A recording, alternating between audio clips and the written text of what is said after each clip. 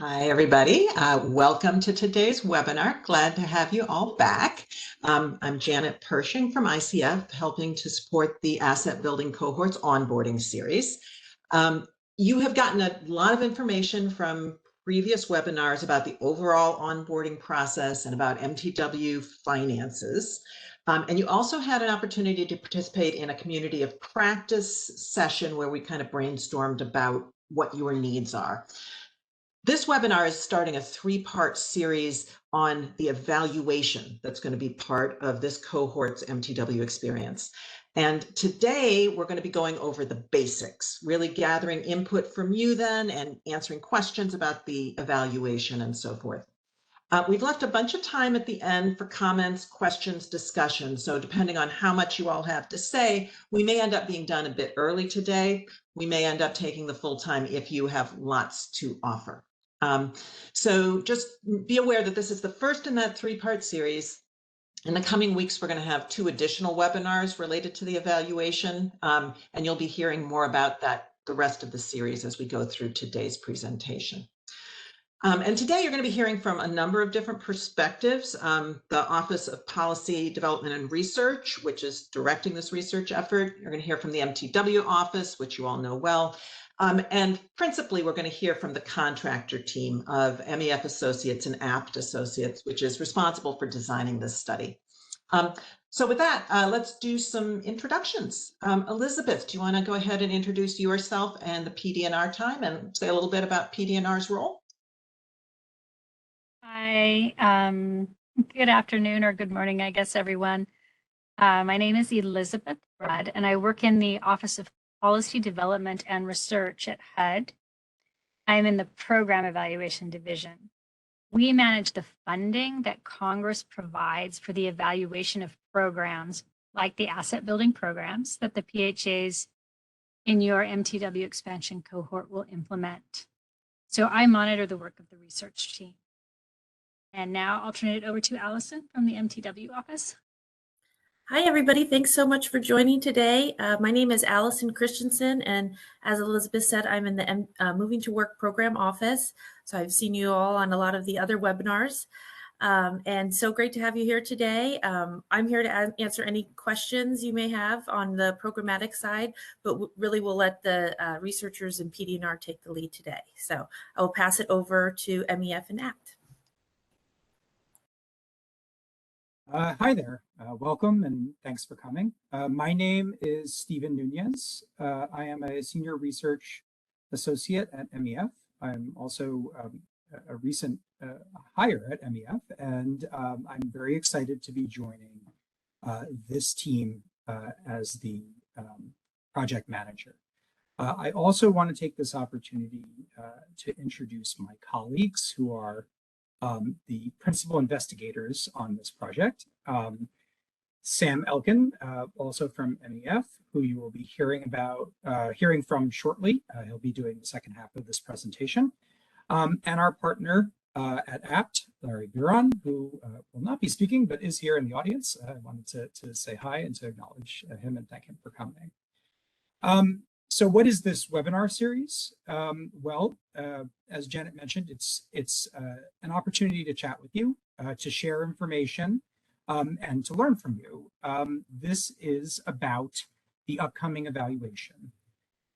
This first session is going to be focused essentially on the evaluation basics. What is the evaluation going to look like? What sorts of activities are the evaluators going to undertake? And what's your role in that?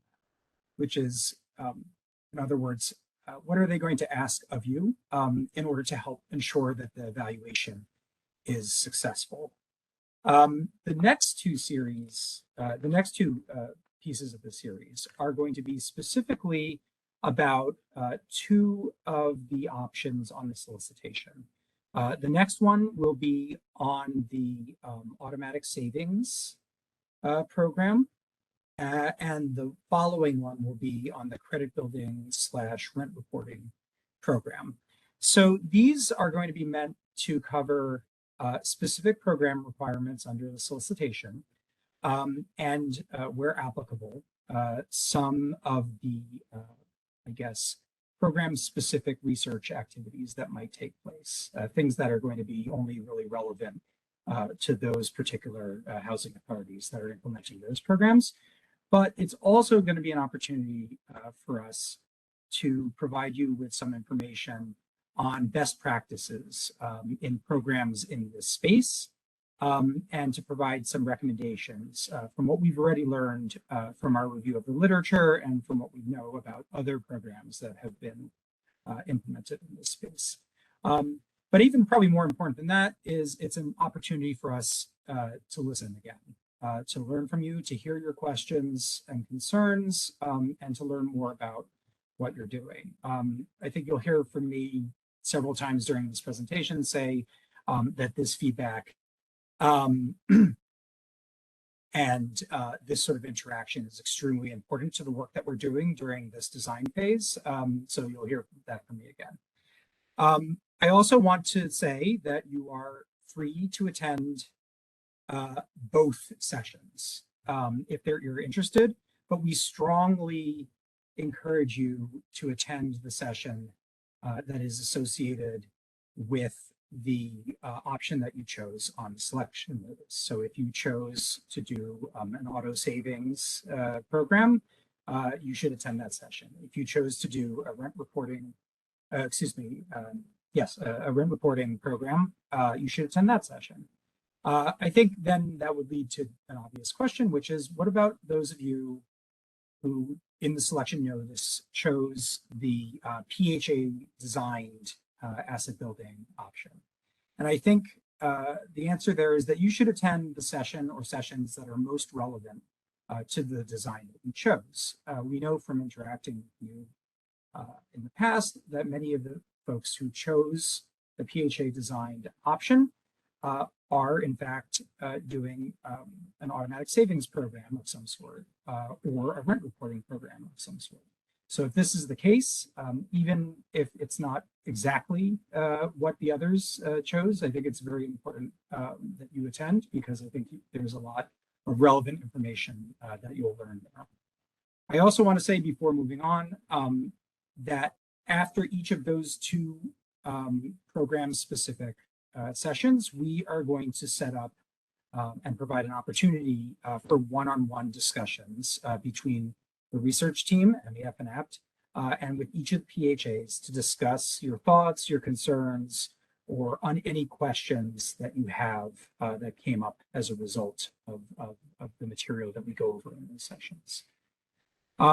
So next, I want to provide an overview of what this presentation is going to be. And I think just in general terms, I want to explain what the purpose of the Moving to Work expansion asset building cohort is, what we're hoping to achieve, and honestly, why this is exciting for, I think, all of us.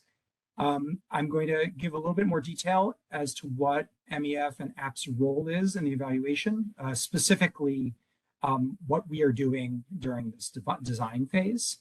I'll give you a little bit of information about the timeline, and then we're going to get into your role in the evaluation. And to help flesh that out, we're also going to provide some information on what we call evaluation basics. What are the evaluators going to do? What are they, and why are they doing it? And then finally, after the presentation, we're going to open this up for discussion.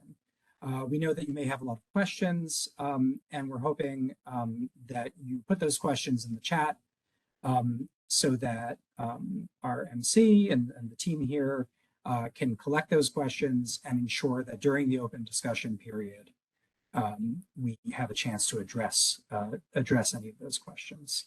And then beyond that, there'll be a brief period of time where ICF can give you some more updates on upcoming events on the calendar.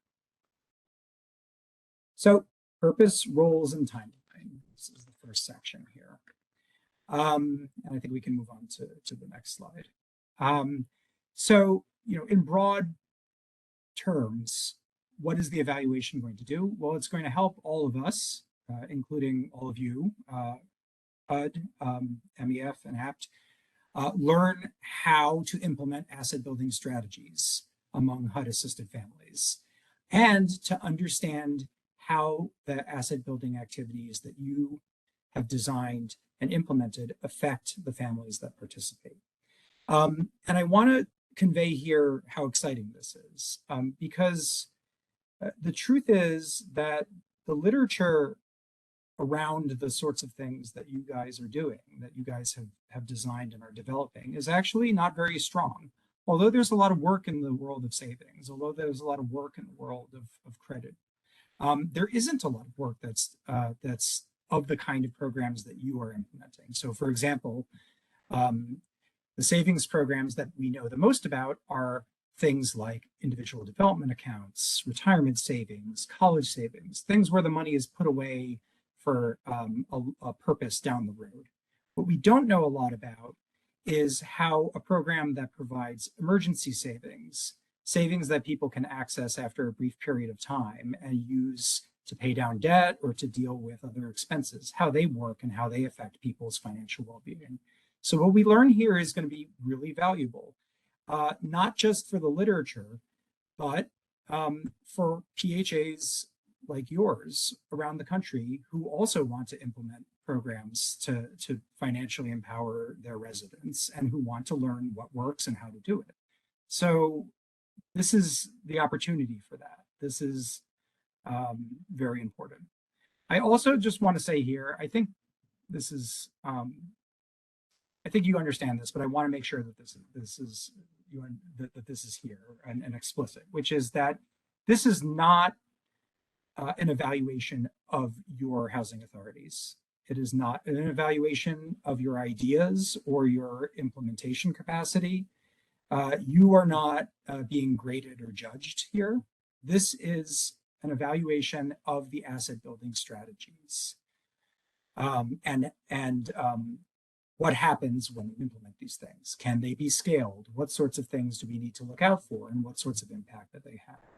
So remember, the evaluators are interested in answering very specific questions about these programs and how they work, not about, what a good job you did or not. And so I just want to make sure that that's very explicit. So what are the roles in the evaluation? We tried to summarize them here, but generally this is the design phase. This is what happens prior to the evaluation launching later in the year. So it's all about getting ready for that. So what are we doing? And we meaning MEF and APT. Well, we are sharing our lessons with you. Things that we've drawn from the literature, things that we've drawn from previous research about asset building programs for low-income families to help you as you think through design and implementation and running your programs. At the same time, we're collecting information through conversations with you, whether it be through these webinars or through one-on-one conversations to inform our understanding of your programs and to inform something that we are doing for PD&R, which is to produce a report that provides recommendations for the evaluation design. What should this design look like? And how is it going to change based on the types of programs that you are implementing?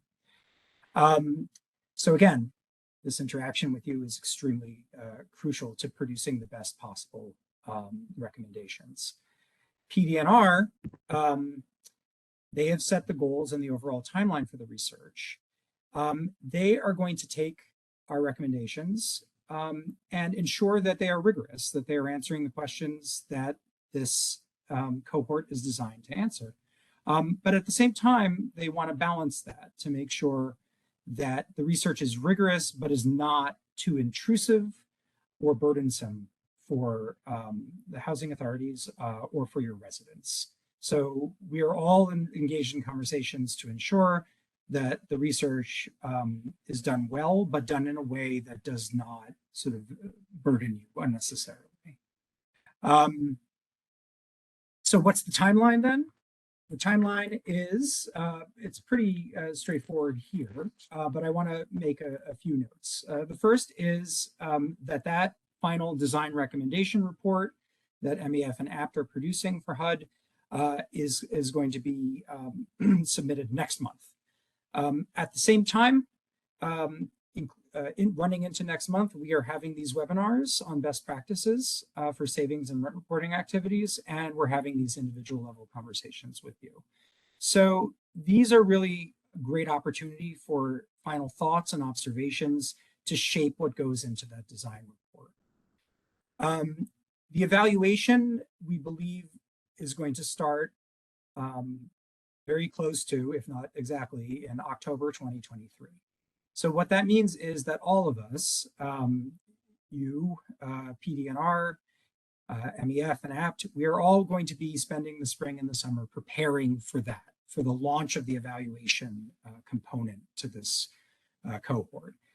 You'll be finalizing plans for service delivery, and we will be finalizing the details of what the evaluation is going to look like when it launches on the ground in the fall. So I think that leads naturally to your role in the evaluation. So on the selection notice, it pretty clearly states that part of this involves facilitating the research by providing data and access to staff and study participants as necessary. We're going to unpack that for you in this presentation to let you know what that actually means. But in general, I want to sort of convey here that the data that you would be providing is generally data that you are already tracking, that you have already collected, and it's really just sharing that data with the evaluators as is necessary. And that access to staff and study participants is really that the researchers, the evaluators, are going to need, as part of their research, to speak with staff and study participants to understand their experiences, and they may need help with contact information and that sort of thing.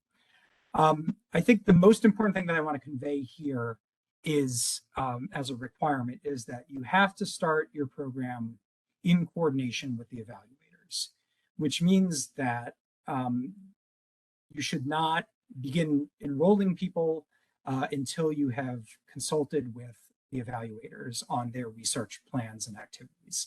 And the reason why is that the evaluators, as part of the research design, may have to collect baseline data, meaning data at program enrollment or just before enrollment, on the participants in order to be able to do their work, in order to ensure that they're able to answer the questions that they need to answer as part of the evaluation. And that means that they need to coordinate with you to ensure that that data is collected. This could mean, but doesn't necessarily mean, that the study and program intake could happen together, and that they would need to work with you to ensure that the necessary data that the researchers, the evaluators need to collect is collected at that time, and other sort of research-related activities, which we'll get into later in the presentation, happen before they enter the program.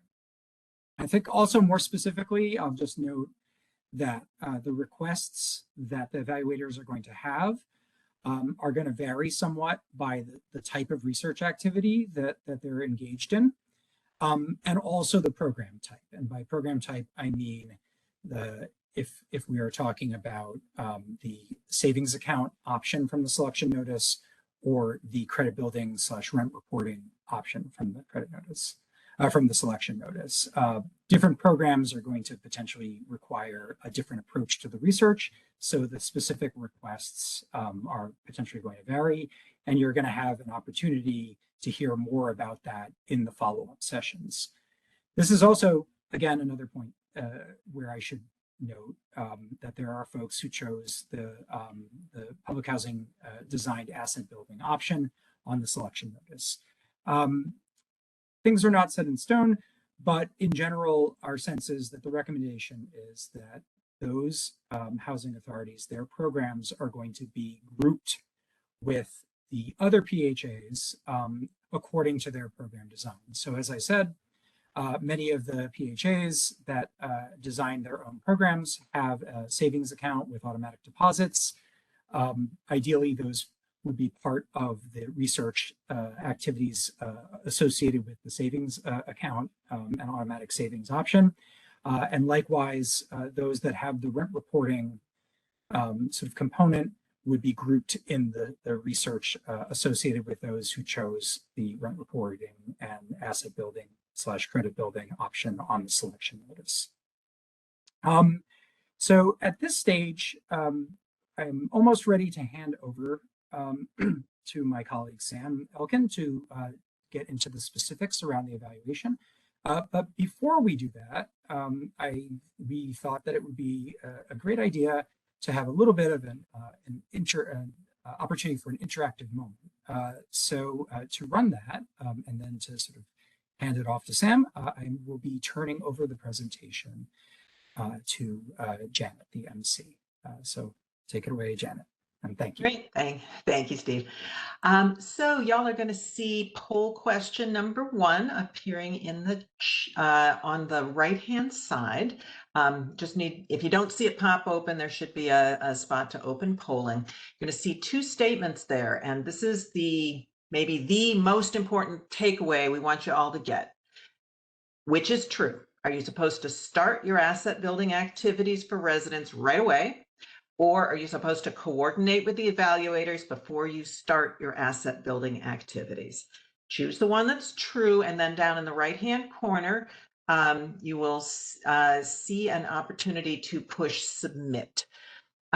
Should have a polling, people are not seeing the polling questions. That's very peculiar.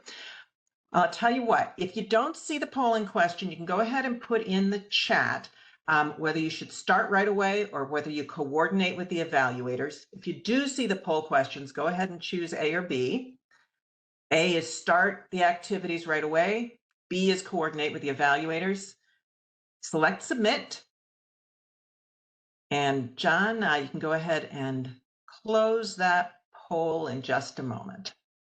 Yep.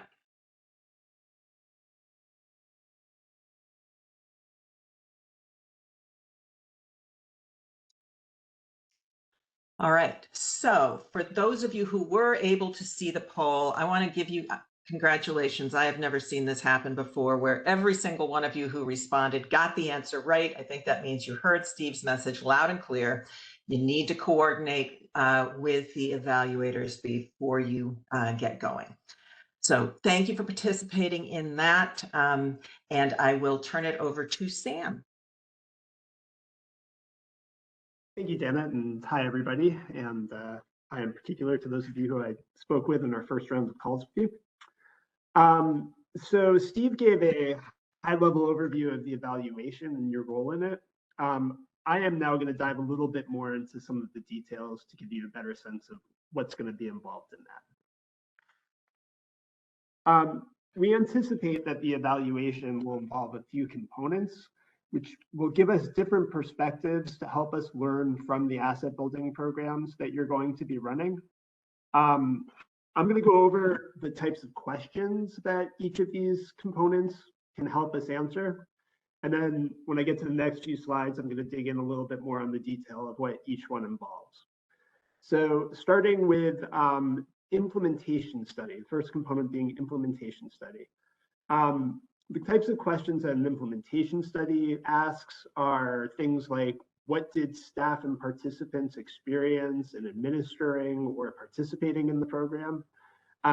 What challenges did you, as the agencies administering the program, what kind of challenges did you face when you were implementing the program?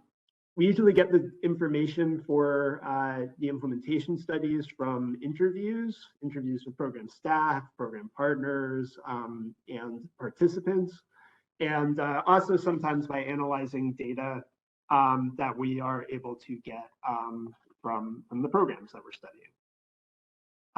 Second, impact study. So impact study asks the question, how did the program affect the families that were involved in the program? That usually involves getting information by the researchers conducting surveys of the households that were participating, or by analyzing existing data on the well-beings of the households that were involved in the program. And then finally, the third component that we anticipate for this evaluation would be a cost study. Cost study asks the question of how much, not surprisingly here, how much did it cost to do your asset building programs?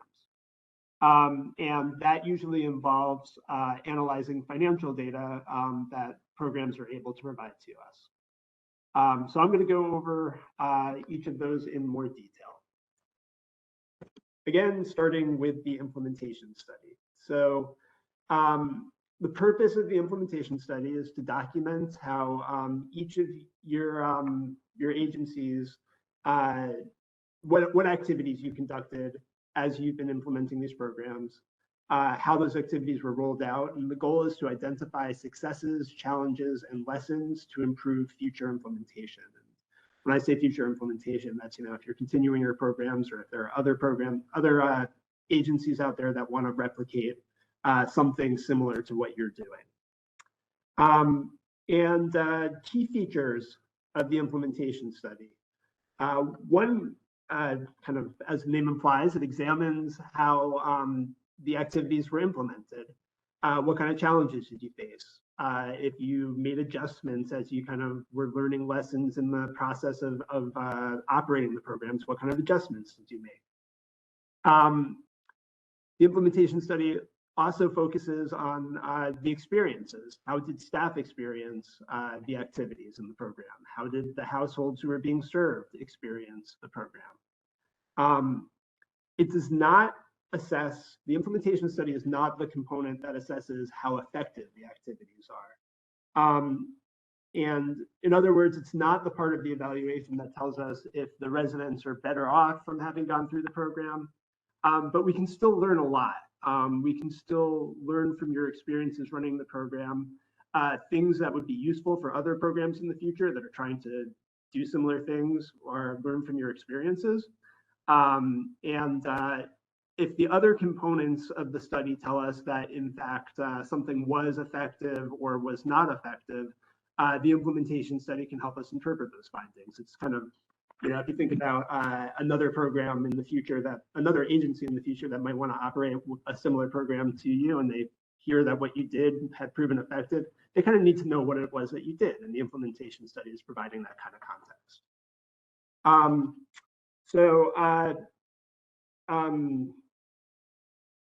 Looking at what your role will be and how you'll help out as the evaluators are conducting the implementation study. Well, the first would be participating in staff interviews. We said that we're trying to learn about staff experience, and we do that by interviewing staff. The interviews with staff are basically about how the program works and what the experience was in operating the program, and they generally last for about an hour. Second, providing contact information for participants and for partners. So as I said, we may also want to interview staff at organizations that you partner with. So an example of that might be if some of your programs include a financial education component, and you have a partner providing that, we'd want to kind of learn from them about what their role and experiences were. And we definitely are going to want to interview residents who participated in your program. Learning from the experiences of the people who are actually served is just really, really important. And when it comes to us doing these interviews, either with partners or with residents, we'd be asking you to help us get in touch with them, either by providing contact information and maybe even potentially making an introduction for us. And then finally, sharing administrative data. By administrative data, what we mean is data that you already have or use or track in the process of operating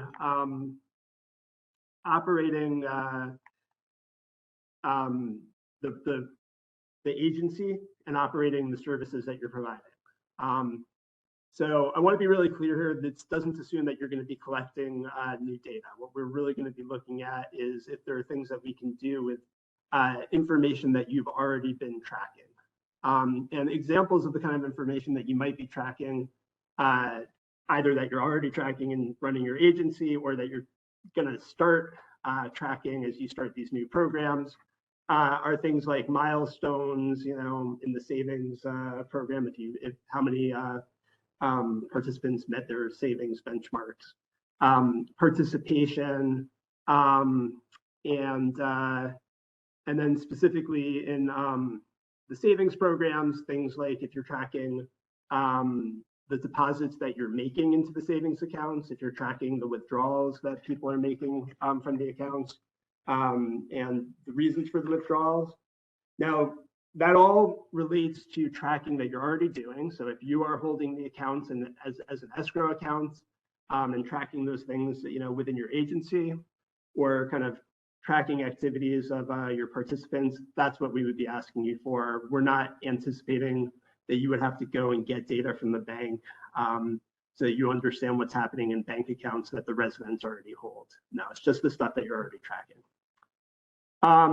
And you may notice that we gave the savings program their own bullet here, but we didn't do the same for the rent reporting. And that's because we're anticipating that most of the administrative data that the evaluators are going to need to collect for the rent reporting program will come from the credit bureaus, and that we wouldn't have to get it from the agencies. So, kind of everything that we say in today's presentation comes with a little bit of the caveat that, like, we're presenting our recommendations in February, and so there's some details to be worked out, but that's, our anticipation is that the administrative data from the rent reporting programs would come from the credit bureaus.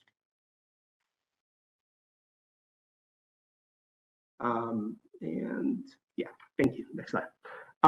So I'm next turning to the second component, the impact study. Here we get a little bit kind of more technical, and so I'm going to start by explaining a few terms that we're going to be using. And just as a reminder, the impact study is the component that answers the questions of how the program affects families. So here's some terms that when I go into the details on the next slide, you're going to see. So first is treatment group and control group. So when we do impact studies, we do them by looking at people who participate in the program and get its services, and looking at people who don't participate in the program and getting its services. And then we compare them to see if the group who gets the services ends up better off.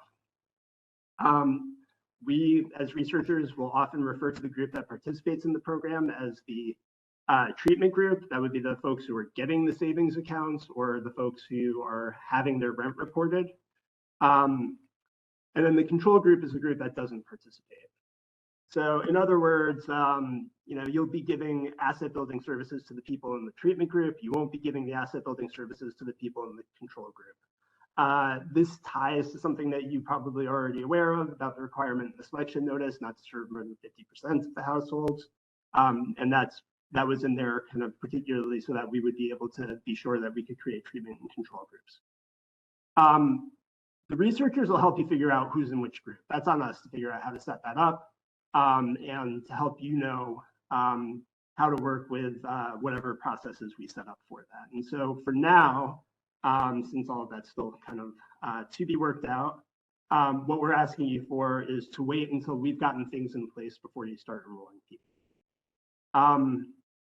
And then once things actually are rolling, we'll also need your help in making sure that people assigned to each group get services according to which group they're in. So like I said, that the treatment group is receiving the services, the control group is not.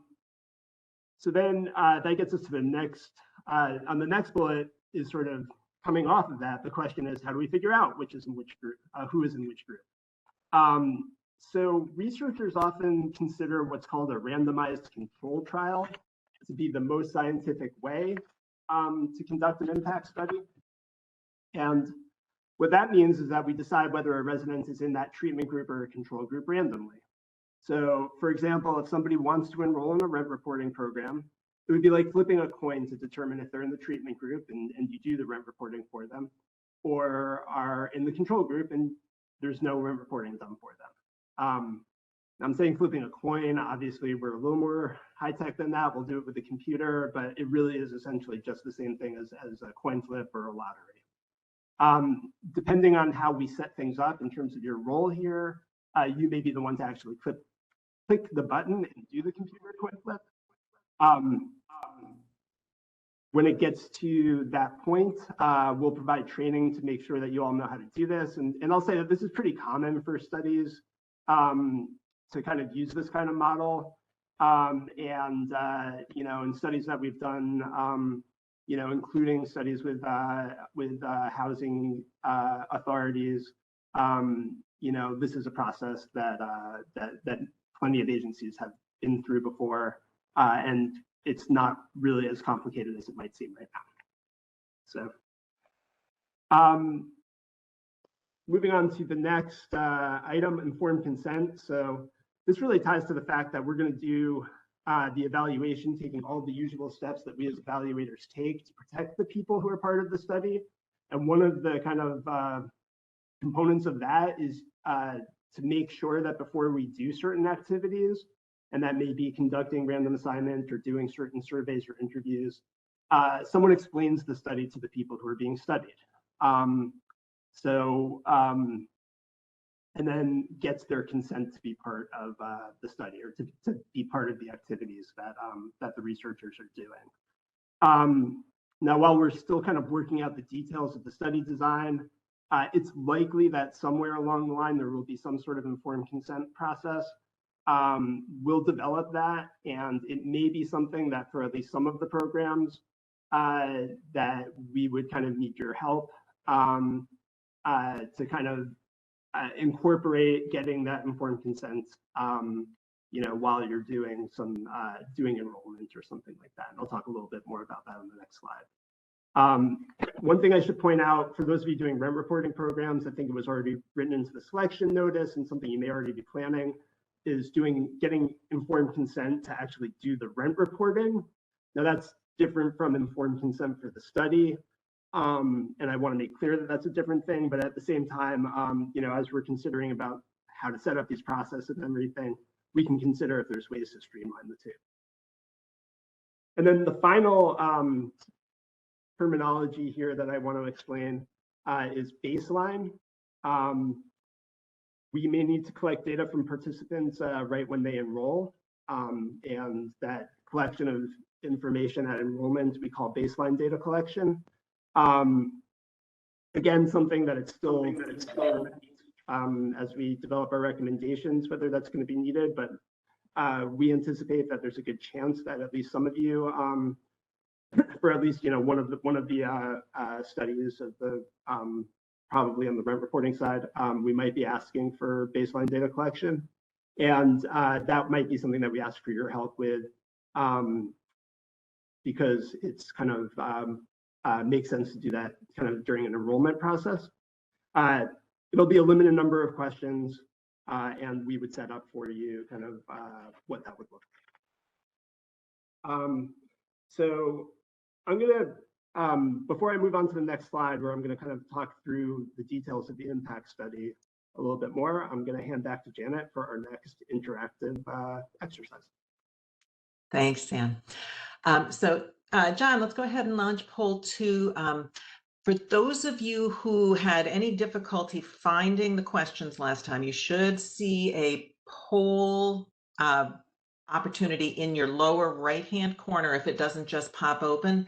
Again, if you don't see it, go ahead and just pop your answer in the chat. And John did put those instructions about how to find the poll in your chat if you're having any difficulty. So the poll question is really making sure that we understood what Sam was talking about when he talked about random in the way that an evaluation researcher uses it. So 3 choices. A, I ran into my first boyfriend last week. It was so random. B, I know it wasn't random because I didn't get to be part of the program and neither did my friend. And C, they flipped a coin, so our assignment to a group would be random. Which of those is the kind of use of random that Sam is talking about for evaluation research? A, randomly running into the boyfriend. B, random because I didn't get to be part and neither did my friend. C, flipped a coin, so it would be random. Make sure you click that submit in the lower right-hand corner and go ahead and close the poll, John.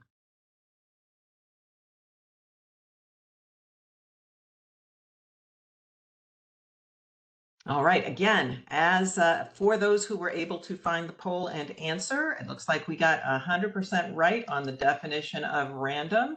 And in the chat too, it looks like everybody who needed to use the chat was able to find the flip a coin and option C. So great job, everybody. Back to you, Sam. Great, thank you. Now having kind of talked through some of the definitions that are on this slide, I will actually present the slide. So when it comes to the impact study, the purpose of the impact study is to determine whether any positive or negative outcomes observed for program participants are due to their participation in the program. And its key feature, as I explained on the previous slide, is requiring a separate treatment and control group. That's a requirement of evaluations that measure impacts. And then in terms of the roles involved, so if random assignment is part of, when we do the recommendations, random assignment is part of the study that you're involved in, you will need to help in the random assignment process. Again, we'll figure out how to set it up. And when it gets to that point, we'll provide training to make sure that your staff know how to do it. And again, it's something to kind of not worry about too much at this point, because like I said before, there have been plenty of housing agencies that have done it before, and it's not been particularly complicated. And for now, again, we're just asking you to wait until we've gotten these things in place before enrolling folks. And then second, collection of baseline information. So again, as I mentioned, that's information that we may need to have you collect at enrollment into the new program. And since you're the ones who are doing enrollment, at least for the rent reporting programs, we would be looking for your help in doing that. We'll set up the data collection, and then when it gets to that point, we'll provide training to make sure that you know how to do it. Next, reminding participants in both groups, treatment and control groups, to complete the participant survey. So the researchers will do the later surveys to get information on participant outcomes. But we may ask for your help in little ways to kind of help us make sure that they actually follow through in completing those surveys. So it might be like reminding them that we might get in touch with them so that they know it's legit, helping us keep up to date on their contact information. We're not going to be asking you to kind of like hound all of the households on our behalf. And one thing that I'll also point out is that we usually provide incentives for the surveys so that folks will actually kind of get something out of completing it. I want to be clear that that's something that the researchers will do. It's not going to come out of your budget or anything. It's not going to be you who have to give out the incentives. And then finally, obtaining informed consent from study participants. Again,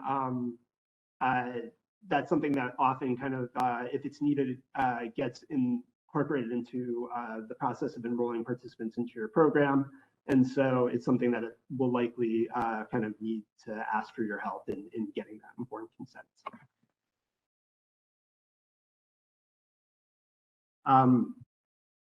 I'm going to acknowledge that I was seeing some questions flash in the chat, but we've left time at the end, so we've got that question in the chat, and we can come back to it once we get to the end of the presentation. All right, so finally, the last component that I mentioned was cost study. Sorry.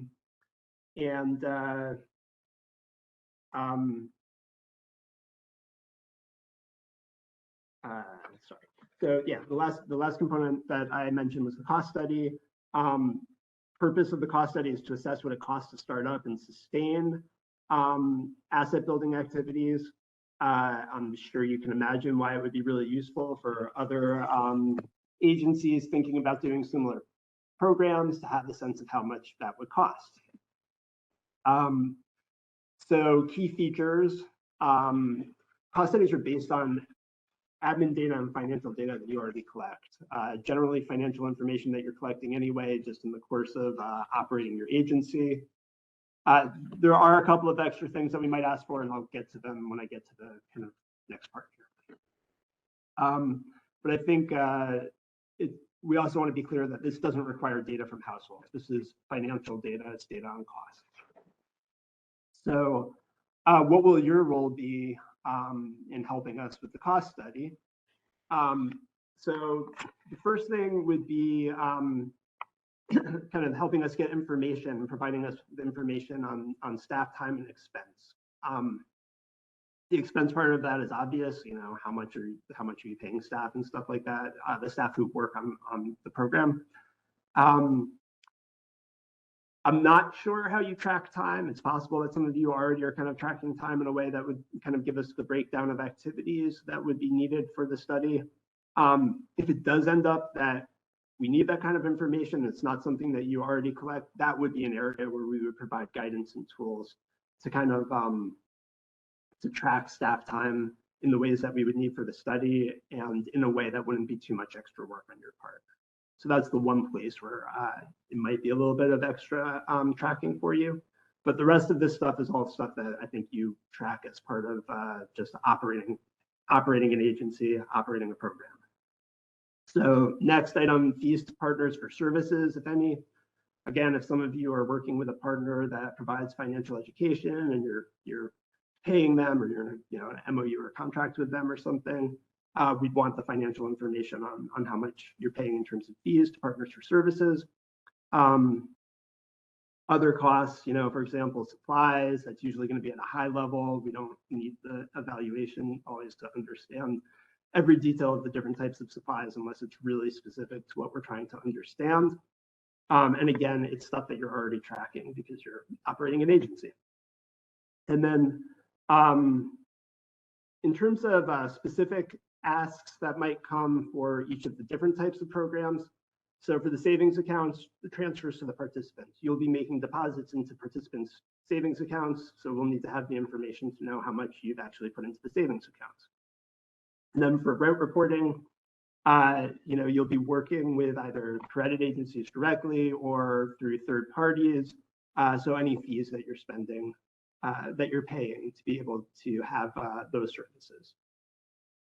And with that, I will hand off for one last interactive exercise. Great, thanks, Sam. So one more poll. Again, if you are one of the folks who's having a little trouble finding it, there should be a poll bubble that you can press to get it to pop up. If you don't, great to use the chat. So you just heard about implementation studies, impact studies, cost studies. The question is, which of these statements is true? Each PHA must have experts on those 3 types of research studies, or B, each PHA must have staff available to support data collection efforts, but you don't need experts on the studies. Go ahead and choose your answer or type it into the chat. A is experts, B is staff to support. Click that submit button. And John, I think you can go ahead and close it up if we're looking done. All right. And the chat looks good too. So you guys are 100% on all 3 questions. I think it is very clear that the presenters have done a marvelous job of making sure that you are getting the key points that they really wanted to make sure you were hearing. So with that, let's go ahead and go to the next slide. We are now at the part of the discussion where we want to go to open discussion. And we're going to have Steve and Sam, as well as Allison from the MTW office and Elizabeth from TDNR available to help us with answering any questions and taking your feedback. I'd like to just begin with a very, very good question that was placed in the chat that Sam was alluding to. This was really that, are there any thoughts on how you can get control group participants who are not getting anything to actually participate in participant surveys. So Sam, that came up during your session. Elizabeth did give a partial answer to that in the chat about research budgets can sometimes provide an incentive, but she also said that that's a great question for the researchers to talk about in this discussion. Yeah, no, it's a really great question. It's something that we as researchers are kind of, it's part of our job to struggle with how to do that. I think Elizabeth's answer is right. We usually do give incentives for completing the survey. We give it to both treatment and control group members. And I think the other thing that I'd add is that the kind of, the evaluators who will be doing this study will have a lot of experience in doing that. As I kind of mentioned, it's going to be on the researchers, not on you guys, to be doing that later surveys and later data collection. And so, I could probably go into a little bit of the detail of how survey firms kind of track folks down and convince them to participate. I'm not actually the survey guy, so I won't go into that technical detail. Just rest assured that it's something that we're pretty experienced doing and that we do a pretty good job of in most of the studies that we're involved in. And I see Elizabeth is raising her hand.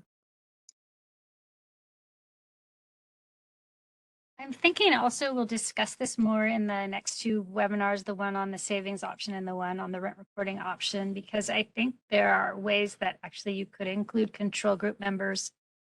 We're not 100% decided yet on what to recommend in the research design, but you could set up a program, for instance, if you did the rent reporting, you could say to people who were in the control group, you could say, well, 2 years from now, if we find out that this is an advantageous thing for people, and we can continue it, then you can enroll, and sort of that kind of thing. Yeah, and that's definitely something that some studies do. Great. Thank you both. And it looks like the response has been helpful. So thank you for that.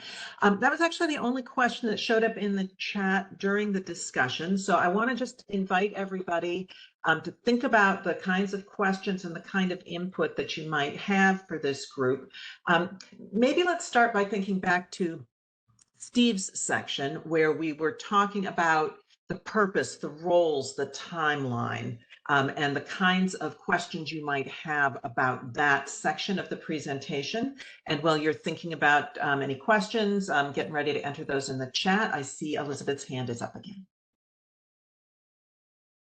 So there was one other question in the chat, which was, would the implementation study focus only on the asset building programs, or would it also look at other aspects of the MTW program? So I said, we're just going to focus on the asset building. Unfortunately, we don't have the bandwidth to do more than that. Thanks for flagging that one, Elizabeth. I had seen your answer and considered it done, but it was great to bring that out loud too. Thank you. I'll add one little piece of nuance to that, which is that obviously the programs that you're running are in the context of your agency, and that's going to be important for kind of understanding why, some things are done certain ways in one agency and done certain ways in the other. So it wouldn't be the focus of the implementation study, but it's possible that when we were doing interviews, we'd ask some questions to understand the context. Thanks, Sam. So I'm not seeing questions popping in too much. Oh, here's one. All right. The question for the HUD MTW partner. So Allison, the example timeline at the beginning of the process has some public process information. Can you clarify, please, about the timeline? Sure. Yeah. So I think this question is referring to the timeline you got about the MTW supplement and the public process that's associated with the submission of your MTW supplement. So that was kind of the earliest you can get your MTW program up and running. What we're talking about now for this implementation is just the implementation of your asset building activity. So if you wanted to get started with, recertifications or rent programs or other flexibilities within the MTW operations notice, that timeline holds true for that. What they're specifically talking about, the enrollment for the asset building activities happening a little later, so that we can, get with the evaluator, have the research design in place so that we make sure we're getting the best data possible to learn the most we can from this evaluation. So that the timeline you're hearing today is specifically for the asset building activities that you discussed in your application. The rest of your MTW program, you're free to, implement and get going as soon as you would like to. And Allison, you see the follow-on about, does that require redoing that public process? Sure. Yeah. So the public process really, so if you're in the savings account option, you have that cohort specific activity that you'll need to put in your MTW supplement. So that is a part of the supplement public process. You don't really need all of the the information that goes into the MTW supplement is not kind of the more specific nitty gritty things we're talking about here today. So if you wanted to get your supplement going early, you could, kind of include that activity, get your public process going, and then develop some of the finer points of the policy as you were going. You could even acknowledge in the supplement that, you're still working on some of the details of the policy, and that would be just fine. On the rent reporting aspect, there's actually nothing in your supplement that you need to include, since the rent reporting is something that non-MTW PHAs can do as well. So there's going to be no supplement kind of component to that you'll need. So, that option is not really tied to the supplement as much. So there's no associated public process and supplement interaction with that one. Super helpful, Allison. It looks like Tanya has got her answer there. Great series of questions there. Other questions about timeline, process, roles? And do feel free to come off mute if you'd like to just ask your question rather than trying to type it in. I'll give just a moment. I'm guessing people might have been putting them in the chat if you had questions as we were going, so you may not have any at this point. Right. If any pop in there, we will bring them back. But let's move to this. Think about the concerns or questions you have about the evaluation and how it's actually going to be structured. So not the logistical timelines, but what is it really going to be? I think it's really important for the researchers to get your thoughts on that so that they can really consider your on the ground reality as they're putting together what this is going to look like. So think about that set of questions. I see a couple popping in here. So we'll go to the ones that are in the chat, and then we'll continue thinking about what kinds of feedback you want to give to the team. So the question here from Marina is, how and when do we contact and work with the evaluator to begin the design work? Their activity is savings. So Steve and Sam, you want to talk about how you're going to be connecting with the PHAs?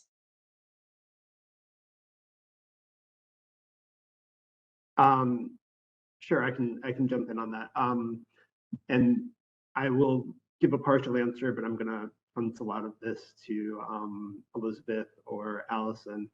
So in our current process, as we're kind of doing this design phase, one opportunity is going to be these two upcoming webinars that we have. We're going to be providing more information that will be helpful to you in terms of design in those two webinars. And then, as Steve said early on in the presentation, we're going to be arranging one-on-ones with you afterwards to kind of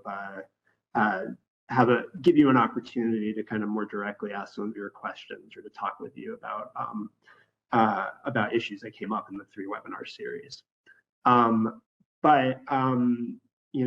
We are submitting recommendations for an evaluation design to HUD as Steve had presented in February. There's a process that happens after that, and that's where I'm going to have to, I think, pass it off to maybe Elizabeth to fill in on. So, the short answer is we're going to know who the evaluators are, and we're going to have contact information, and we're going to have a person who's designated, maybe more than one, I don't know, to interact with the PHAs. So, unfortunately, because of the way sort of all the timings worked out, we don't have the full, we haven't nailed down who the evaluation team is going to be starting in the fall. So, but as soon as we get that nailed down, then we will be able to have contact information. And in the meantime, you can always contact your MTW coordinator, who can always get in touch with me for any questions you may have. And I think, and just to fill, yeah, just to fill in that with a little more context, Elizabeth. So right now, as Elizabeth said, MEF and APT are working on the evaluation design, and you're going to hear a lot more in the second 2 webinars about the specific policy elements for the savings account and credit building options. And for those option 3 PHAs, you'll hear some great resources that you can use in developing your policies. We don't want your asset building activities to hold up the rest of your MTW program. So as I said, you can move forward with working through the MTW supplement and all that process. And then it will be an additional process to kind of go in and nail down these additional details of the evaluation and the asset building policies. So I just want to underscore that it's not, you shouldn't be holding up your whole MTW program, and the information in the supplement is really limited on the asset building activities that you'll include. So you'll have access to these webinars that are going to give you kind of the broad strokes and details that you'll need to include as developing and designing your activities, and you'll have access to MEF to talk through any issues and questions you have. And then you have access to me and Elizabeth here at HUD too, if there's anything that you feel like you're not getting in a timely way that you need to get started. We can always talk through any issues that you have with timelines or things like that. So we don't have the evaluator in place yet, but you still have a lot of folks at HUD and the resources at MEF and APT to help you kind of get started. So it's not telling you to stop, just that it's a development process that we're going to be going through.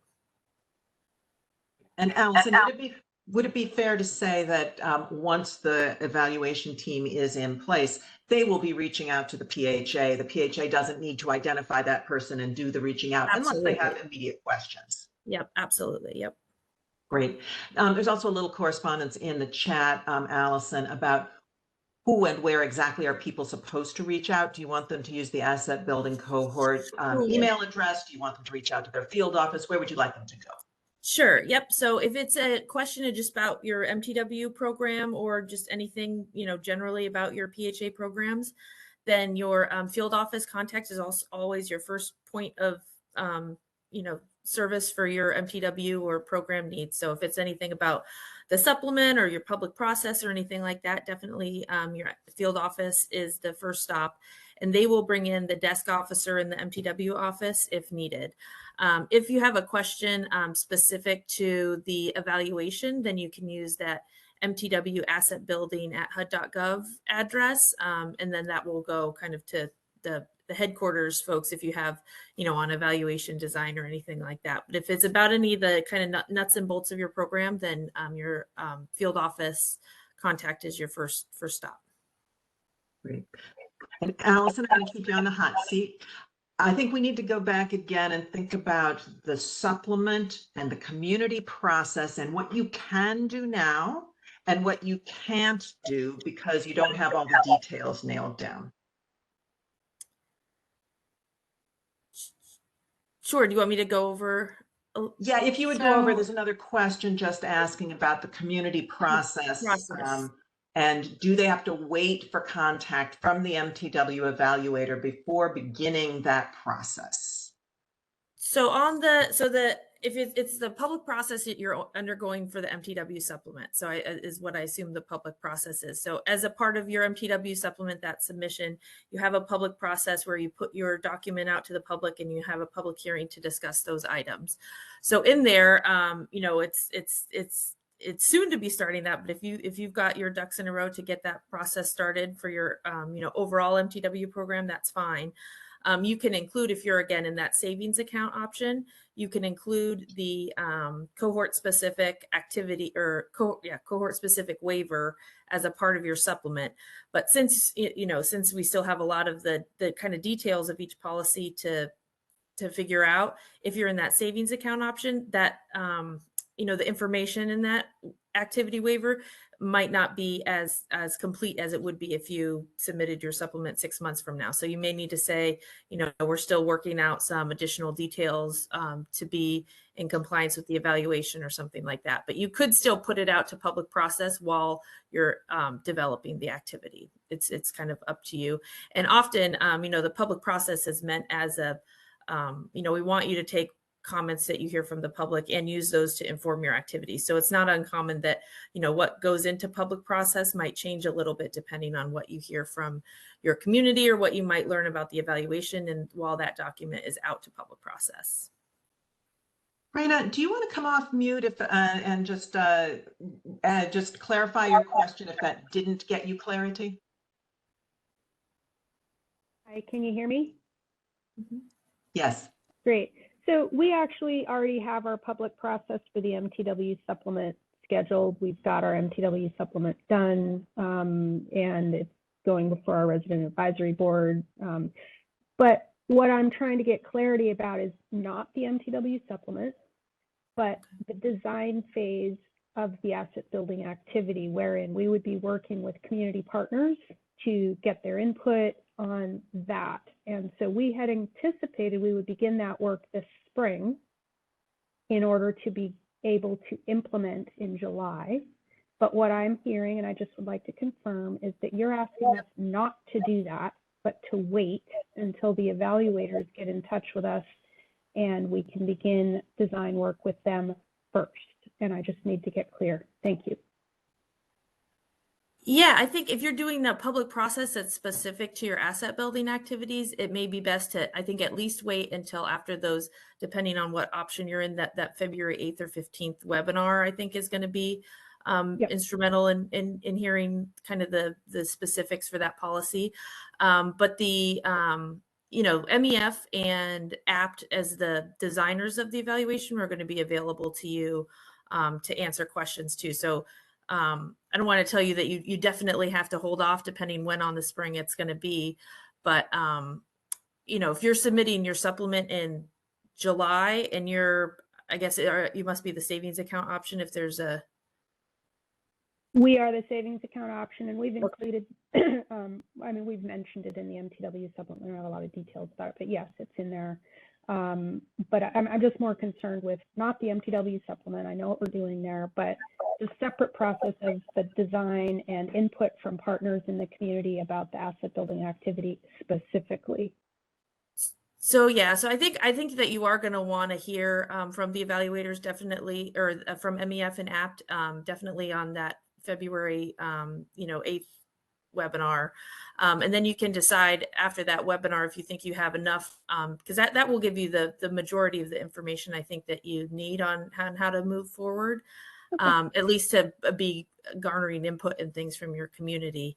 But I think you can maybe decide if you feel like after that webinar you have enough information to start that community process, or maybe you feel like there's enough ambiguity that you want to wait. So I think that we would leave that up to you. Okay. And one last question, just based on the timeline, the evaluation and all of that, when do you kind of expect or hope that those activities would start in reality? So as Elizabeth said, the fall is kind of the projected kind of enrollment date. So once we have the new evaluator in place, then we would be hoping to start enrollment in the fall, so October time period. Thank you for clarifying. I missed that earlier. Thanks. Great. Elizabeth, did you want to chime in on this timing issue? Yeah, I wanted to agree with Allison. If you could wait until after that February webinar, that would be perfect. But certainly I wouldn't want to slow you down in setting up your partnerships and getting your community input. The critical thing will be that the evaluators can get baseline information from the participants and the control group before they start the activities. So even if you have to wait to get started, you don't have to wait to design your program. With the caveat, it'd be best to wait, as Allison said, till after the webinar. Gary, you had a related question going through this with Raina, may have gotten some things to click, but you may have your own version of the question. Do you want to come off mute and let us know if there's more clarification you'd like? I'm in good shape. It just seems like separate timelines. I need some clarity, much like Raina did too. So I'm in good shape. Thank you. Thanks for the question, Gary. Great suite of questions. Obviously, lots of people are trying to get the timeline pieces clear in their heads. And I think we can promise that at the following 2 webinars, we can really try to think about talking a little bit to the timelines as we go through what those options are going to be. What other questions do you have or concerns that you'd like to just get out on the table, either questions about the process or things that are concerning you about what this design is ultimately going to look like that you would like the evaluators to know about now so they can incorporate your thinking as they do their design?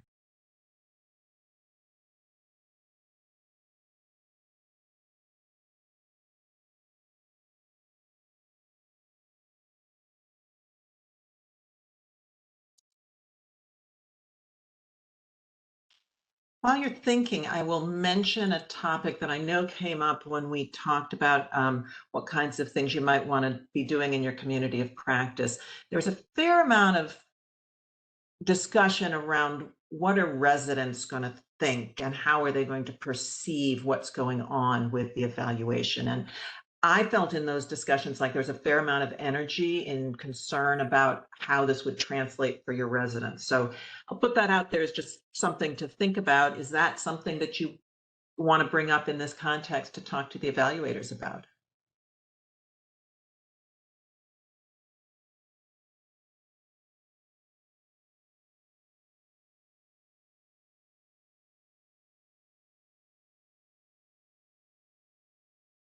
This is Rainey, and I actually had heard from some other PHAs that they, or maybe it was actually not a PHA, it was another agency that we talked with about some asset building activities. And they shared that sometimes participants are really reluctant to get involved in programs that involve banks or banking information. And I'm just curious if you could speak to that, what we could expect. So as I said, we're going to be doing the rental, I would say the savings account option.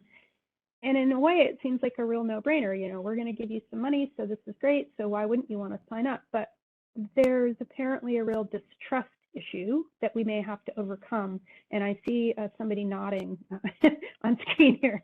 So clearly you guys are aware of this. So could we maybe talk about that a little bit? Just what we could expect. I'm nodding because simultaneous to doing this presentation, we're also building the slides, building the presentation for the next session. And we actually do have a piece about that, about distrust of banks, dislike of banks, and where that comes from, right? There's certainly a history of discrimination and racism that could be part of it, but it's also things like, you know, being in a situation where you were auto-enrolled in overdraft protection. You know, it sounds like a nice policy, but then it means that, you know, you write a check or you use your debit card and there's not enough funds, and they helpfully advance you the money at a large fee, right? So people have had, that by the way is not legal anymore, but there's a lot of those sorts of experiences, along with things like convenience or sort of discomfort, you know, in the way that the banks are set up and where they are located, what kind of hours they run, you know, cost for tellers and so forth. And we do have some recommendations around that. In particular, choosing a banking partner, like something through Bank On or something like that, that is, you know, potentially going to be an option that you can, you know, say with confidence is not actually going to have those little hidden fees. You're not going to be nickeled and dimed and so forth. But in general, I do think a part of that discussion, and I think you should start thinking about right now, is in general how you're going to present and how you're going to market this program to your residents, with the understanding that some people immigrant communities, people of color, et cetera, have good reasons why they have distrust towards the banking industry, and think about how you can sort of reassure them that this is not, there's no catch, there's no hitch, that this is really just an opportunity to provide them with sort of valuable resources, but that for a variety of reasons they do have to have a bank account in order to receive that money. So I think we're going to go into a lot of depth and discussion about that in the next session. I don't know if anybody else wants to jump in to add to that.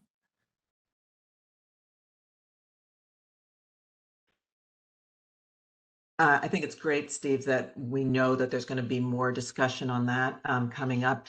And Rainey, I think it's fantastic that you raised it, because now now the MEF and APT folks know that that's of real concern. Are there any other topics in those 2 upcoming webinars that you all want to really make sure people are going to be talking about? Because I think, if we know what your questions are, then those who are designing the webinars can make sure we really do hit on those.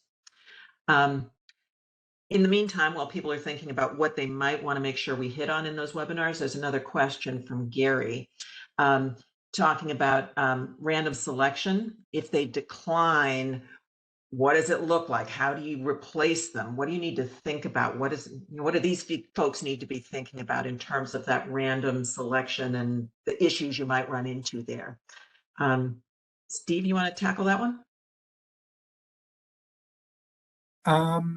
I will try and again, in the sense that we don't have all of the design stuff down, but certainly a conversation that we've already had with HUD and that we are thinking about is, the number of people who are going to participate in this program, because not everybody's going to come forward, not everybody's going to want to participate. They may decline. And there are requirements in the sense that, for example, at least 25 people have to receive the program, and no more than 50% of your households can receive the program. But you're absolutely free to offer the program to all of your households. And indeed, you cannot exclude households, for example, where the head of household is elderly or disabled or so forth. That has to be available to everybody in that sense. So certainly part of the conversation is going to be about, what we would say is sample size, right? The more people that are enrolled for a variety of reasons for the purposes of the evaluation, the better. And the evaluators are going to want to work with you to ensure that whatever the target might be on their end for how many people they'd like to have in the research in order to be able to really answer the questions that they want is possible. And yes, you're going to provide options to people, and then once they learn more about it, maybe they politely decline. There's also some discussions that we still have to have about the difference between signing up for the program and signing up for the study. Certainly, there are things in any study, surveys or particular survey questions or whatever, where, as part of informed consent, we let them know, you don't have to answer this question, or you don't have to participate in this survey. You're always free to decline on that. And these are the sorts of questions that we're wrestling with right now, and that the evaluator will have to coordinate with you. I don't know if you want to add more to that. Yeah, I have a couple of thoughts related to the question. One is that for the, if you are doing an opt-out savings account option, then I think what declining to participate means may mean something different than in the rent reporting option where someone has to enroll in it. So there may be fewer cases where people choose not to participate when it's an opt-out where the default is that they're part of it. It's part of what we're trying to learn, but just something to kind of think about as you're looking ahead. The second thing that I was going to say was that if there is a situation where you've ended up enrolling fewer people or people opt out, so that you've kind of got the ability to enroll more people, and it is set up as a randomized control trial, then if you enroll an additional person, that person would also have to go through random assignment. One of the things in that model of evaluation, that's sort of a rule, is that once you're in one of the groups, you stay in one of the groups. So it wouldn't be a situation where you would be able to kind of pick a control group member. You would have to kind of enroll somebody else and have them go through random assignment. I feel like we're getting really technical, and probably too early to kind of go into all of these details, but kind of just to underscore what Steve is saying, it is exactly the types of things that we're thinking about as we're making our design recommendations. I would just toss in that I personally am really excited to see a group of participants on the webinar here who are really thinking about those issues that are going to come up in real life in the random selection process. Tanya's also listed a question that, this may be part of what you're going to talk about at a later date once this has been thought through, but the concern about turnover and what that means in terms of the study, and whether there's some kind of rolling random selection or how that's going to work. Not that you need to answer that here, although you're welcome to comment if you have a thought, but it's another great point for the research team to be thinking about. Thank you, Tanya. What other thoughts, concerns are, like, you obviously are thinking about a lot of the nitty gritty here. Who else has got a thought about things you want to make sure you get answered by the research team at some point here?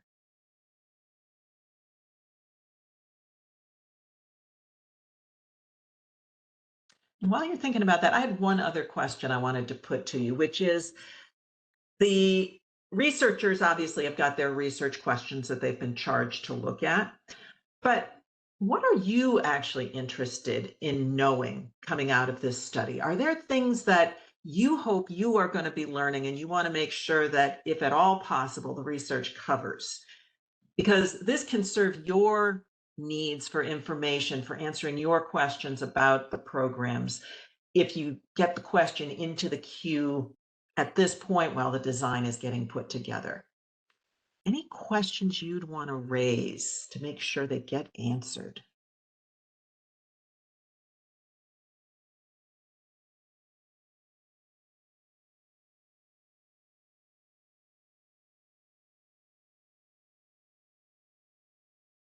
My guess is that as soon as we hang up from the call, some of you are going to come up with those questions that you wish you'd asked. I think rather than asking you to sit in silence once we get through whatever comes into the chat here, I'm going to suggest that if you have additional thoughts, the email box for this cohort is a great place to submit those questions. We can make sure that they get fed to the right person. So if you don't get it into the chat right now, not a problem. You can definitely get your input in, and there will be these upcoming webinars where you can also raise your voice. But we did just get a question in from Tanya. So the anecdotal observation is that families begin to struggle when income increases. Why is that? If that's clear to y'all, go ahead and tackle it. If not, you can ask Tanya to come off mute and clarify.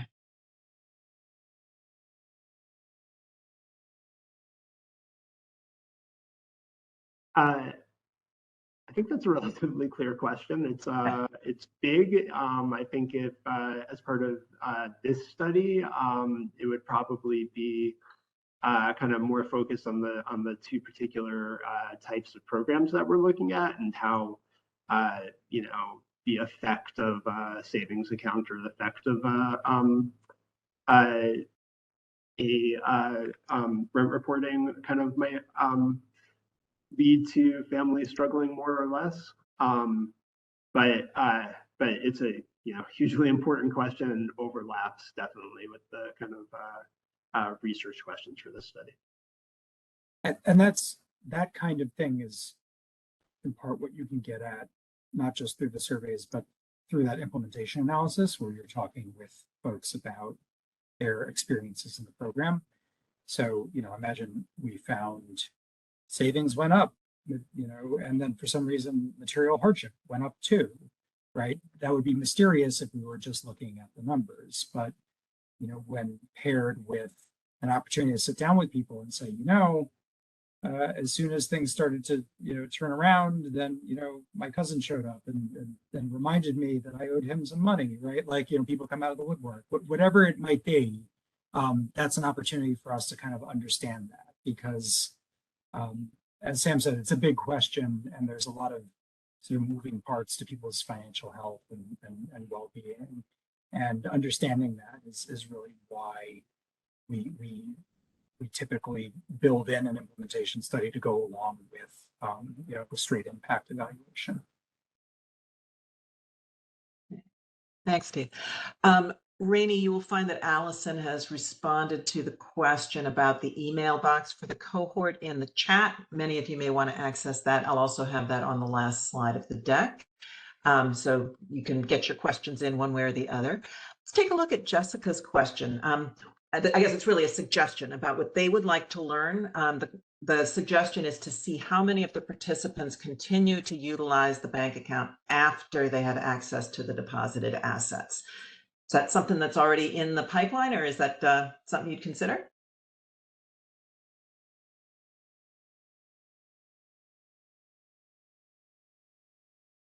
That is absolutely the kind of question, do you continue to maintain a bank account? What sorts of activities do you engage in and so forth? That would be on a survey at the end of the program and potentially beyond, depending on what HUD decides and what the findings are for during the 2-month evaluation period, or the evaluation of the 2-month program or 2-year program period. Great. So great one to raise, Jessica, so we can make sure that that's being thought about as things get set up. Michelle is asking, how long should we anticipate the process to be to put in place if you do have to replace participants? That may again be one that's in the weeds that you want to tackle as you talk more about random selection. Anything you wanted to speak to on that at this point, Sam and Steve? Just to say that that's definitely one of the details that kind of remains to be worked out and will be, I think, shared once it's determined. Great. Now you know that folks want to know that piece of information, so it's a good one to have raised, Michelle. Thank you very much. All right. So here's another one from Gary. Can you preview or share some basics about regulatory or program requirements about savings account option? Are the accounts to be titled in the family name, or is it PHA on the account? Withdrawal restrictions? Can they deposit more after completing financial counseling as an incentive? How long is the term of the savings, et cetera? So a raft of questions there from Gary, great ones. Any of those you want to tackle right now? Do you want to make sure you tackle those in the specific webinar? Where do you want to go? Yeah, I'd like to just make a comment on. So these are a lot of really great detailed questions and great examples of kind of what we know you guys are going through in your design phase. So I think this is a good time to say that, we HUD are not going to tell you all of the answers to all these questions. We want you to be able to develop savings and rent reporting programs that work for your community. What you'll find in the February 8th and 15th webinars is going to be those things that we would really like you to stick with, as to be in kind of conformance with the evaluation, so that we can learn the most things that we possibly can. So like those things that you found in the selection notice, that you have to have at least 25 people enrolled, or it has to be at least $10 a month for 2 years, and those kind of the policy framework where it's kind of a minimum requirement or boundaries that you have to be within. Those webinars will hopefully give you guidance on the things that HUD is asking you to include as a part of your asset building initiatives. The rest beyond that, there's going to be a lot of discretion at the agency level. So kind of things that are not covered as, HUD asks that you do the following things are really going to be up to your agency to decide. And we're hoping to provide, some best practices and reviews of the research that exists on these topics to help you make some of those decisions. But at the end of the day, a lot of them are going to be up to the PHA because we want you to maintain as much flexibility as possible while still being able to, have something that's sufficiently similar to be able to evaluate. So I think that'll help hopefully give you a lot of guidance on those, again, the kind of the policy aspects that HUD will be asking you to do versus kind of the larger part, which is going to be up to the agency to develop and decide.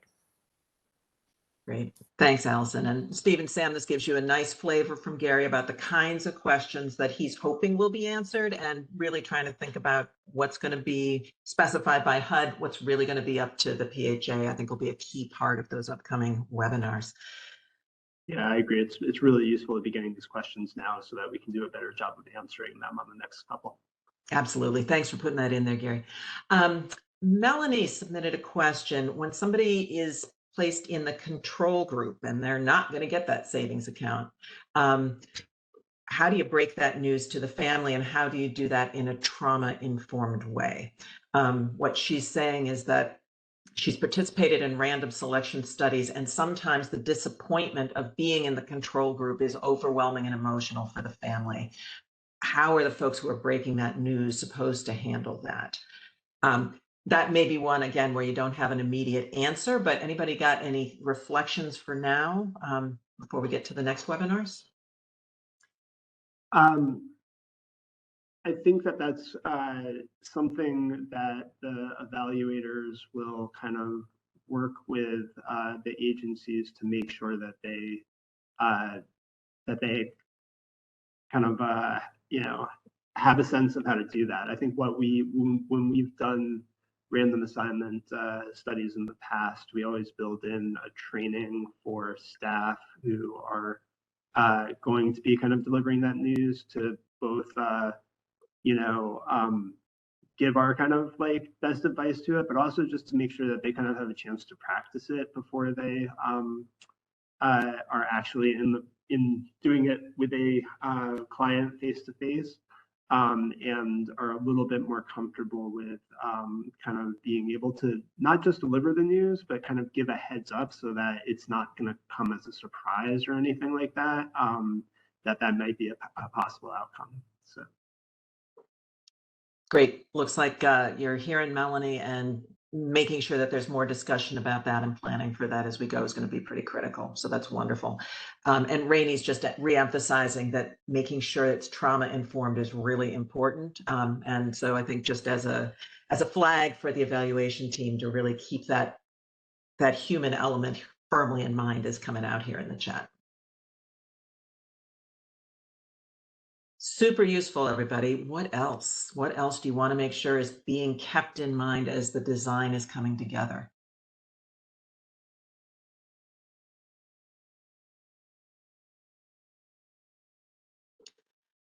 So Deanne is agreeing with Melanie's concern about trauma-informed delivery of the news. She says, I do not recall seeing a control group in the MTW application for this cohort.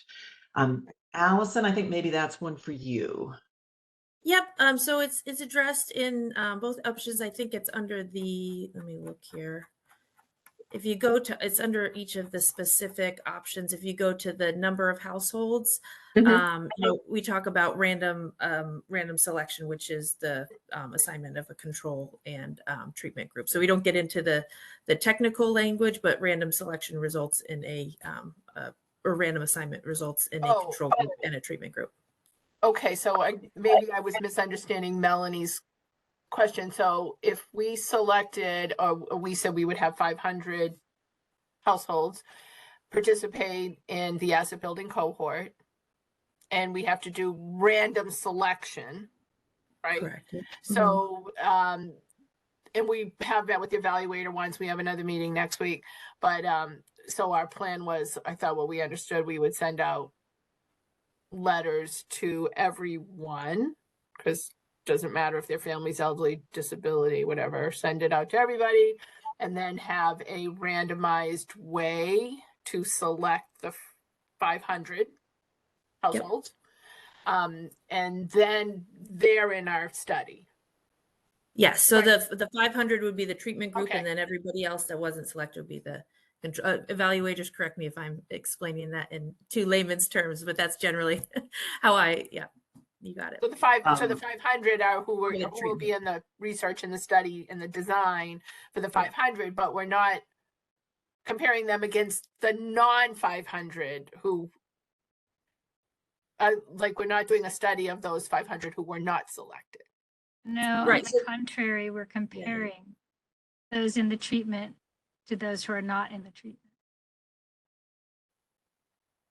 So for your purposes, so the 500 that you mentioned that like got the treatment, got the savings accounts or the rent reporting, those would be, who you're giving the asset building initiatives to. And then the rest of the people who didn't receive the intervention, who are not in the treatment, who are not chosen, they might have some additional follow-up, as they said, with the surveys and things like that, but that wouldn't be anything that the agency would necessarily be deeply involved in. It would be more, survey follow-up by the evaluator or maybe some administrative data behind the scenes. Okay. Just to make sure I understood that. Thank you. And if I'm following the chat correctly, I think part of the question here is everyone who is not part of the treatment group the control group, or is there going to be a control group selected? And is that known at this time, or is that to be determined? So there are details on this that are to be determined, but if it ends up being a randomized controlled trial, you would be selecting, I'm going to say this since the details are still being hashed out, don't hold me to the numbers here, but you would be selecting twice the number of people to enroll in the study. Doesn't have to be everybody in the agency. So the people who aren't selected for the study aren't part of the study, but you'd be selecting twice the number to be part of the study. Half of those would be treatment, half of those would be control.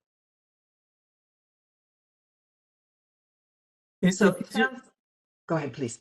I'm sorry. It's easier to imagine, say, in the rent reporting thing. If you had where people select into the program, where they're basically saying, "I'm interested in this. I'm interested in enrolling in this program." So some group of households are going to come forward and want to enroll in the program. Of those people who came forward, there would be a random selection process, so that within that group of people who came forward, half of them would be assigned to the program, half of them would be assigned to the control. The households that did not come forward might be of interest to HUD for a variety of reasons, but they're not part of the study. They are not the control in the sense that we are using it, because they are in some ways different from the people who came forward because they didn't come forward. And what we really want is, among those people who came forward for the study, we want to we provide the random assignment to ensure that the real only difference between this group is do they get the treatment, the program participation or not, and that's what random assignment does. Yeah, and I think it does vary by option type too. So I think we're kind of conflating things because the random assignment for the savings is going to be different than the credit reporting. So I think this is a great flag for the February webinars, that we should talk a little bit of what we mean by random assignment for each specific option, because like I said, it's very different if you're doing an like the rent reporting versus the savings account. You don't have to have people come forward since it's opt out. So it could be the case, where something could be set up where the person might not even know that they they didn't win the coin flip or what have you. So I think that this is a good topic for our February webinar, so we can keep it real, a kind of complicated topic clear for each option. And you're getting support for that, Allison, in the chat from Tanya and Melanie. So point heard, and we will make sure that the webinars cover that appropriately to try and make this a little more clear for people. There was another point from Rainey a little bit ago about future scaling up. wondering if there are things to consider at the outset that would inform future scaling up efforts, and curious about how that will impact long-range use of housing choice vouchers. Do they end up being able to serve more or fewer families? Is there no change? Is there a HUD program goal? So a bunch of pieces built into that question from Rainey. Allison, you want to hit that? Yeah, I'll take that one. So we developed the selection notice so that the asset building initiative commitment would not have a large effect on your ability to meet the statutory requirements of the MTW program. So that's one of those includes serving substantially the same number of families had you not participated in MTW. So, that's still an obligation under the MTW program. And we think we've structured the kind of minimum requirements that won't be affected by this evaluation for your agency. Future scaling up. So the selection notice requires that for both the rent reporting and the savings accounts that they run for 2 years so that the participants get the whatever it is, rent reporting or savings account for 2 years. So after that 2 years, your agency is free to, look at what you've found from implementing the program and say, yes, this is something we'd like to offer to more people, or, we don't think this had a big impact and we're not going to do this anymore. So that would be totally up to your agency after that 2-year commitment from the evaluation. At this time, I can't speak to what any future requirements would be, but at this time, there's no plan that, doing a type of asset building activity would be a reason to not meet your commitment to serve substantially the same number of families. There is a lot of flexibility built into that requirement to allow you to undergo MTW activities and to, dip for various flexibilities and things like that. So any dip on serving families would need to be in, kind of compliance with that requirement. But it's that 2 years that you're on the hook for the asset building initiatives. And then after that, it's kind of up to the agency. Great. And I think there are a couple of other little angles on the question from Rainey there that we can take a look at and see if there's some places to try to answer some of her questions in the upcoming webinars. Great. Thank you, Rainey. What else do you want to make sure is covered in those webinars? What else do you want to make sure you get out of the research?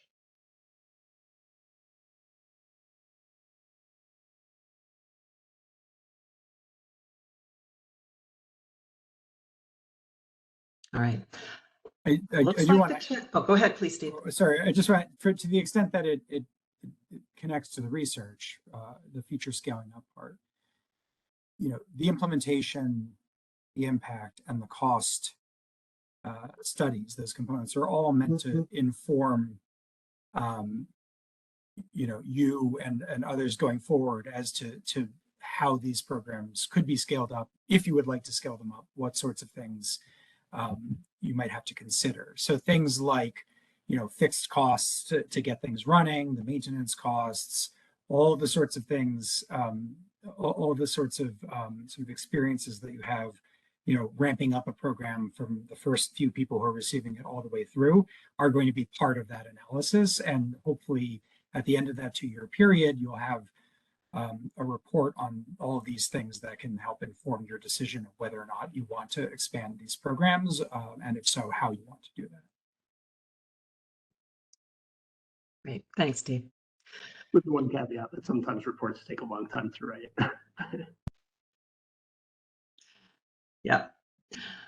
All right, feel free to keep putting things in the chat, but since things are slowing down a bit, why don't we go ahead and go to our next slide. Just want to remind you all what's going to be happening in the coming weeks. So the next 2 webinar events are the 2 we've been talking about here. The first one is the savings account option. That's February 8th. The next one is the rent reporting option. That's February 15th. So those 2 are going to be coming up. Obviously, the team here is going to be working hard to get you some very effective information to help get things clarified for you and to move things forward. We then will return to some of the non-research related onboarding webinars. So February 22nd, we will take a look at the MTW supplement and the public process. It's very clear that a lot of you are already thinking about those pieces in the public process. This is going to be a chance to really walk through that very systematically and hear about how those processes work. On March 15th, there will be a section on the supplement itself and how to complete it effectively. April 5th, we'll look at the 50058 for MTW expansion agencies and that form. And then at the end of April, there'll be an actual office hours really open for you to bring your questions, the kinds of things that you would just like to discuss with the experts on the program to make sure that you are fully ready for proceeding with your program. So that's what we're going to be looking at the next couple of sessions. Just looking to see if anything else has come in the chat. Looks like it hasn't. So I'll just remind you to go ahead and use that email box that and the address is in your chat there. If you have any questions that you need to get out there that you didn't get into the chat today, it's mtwassetbuilding@hud.gov. So I think with that, unless there's anything else, will the slides be posted? Yes, Melanie, they will be. The slides here will go on the HUD Exchange, as do all of the slides from this webinar series. It'll take a few days for them to be up there, but they will be up there shortly. Anything else? Okay, great. Well, thank you all very much. Appreciate all of the presentation. Elizabeth, Allison, Sam, Steve, thank you very much. Wonderful information shared. And thank you to everybody for all of your active participation. We will talk to you in a couple of weeks. Thank you very much.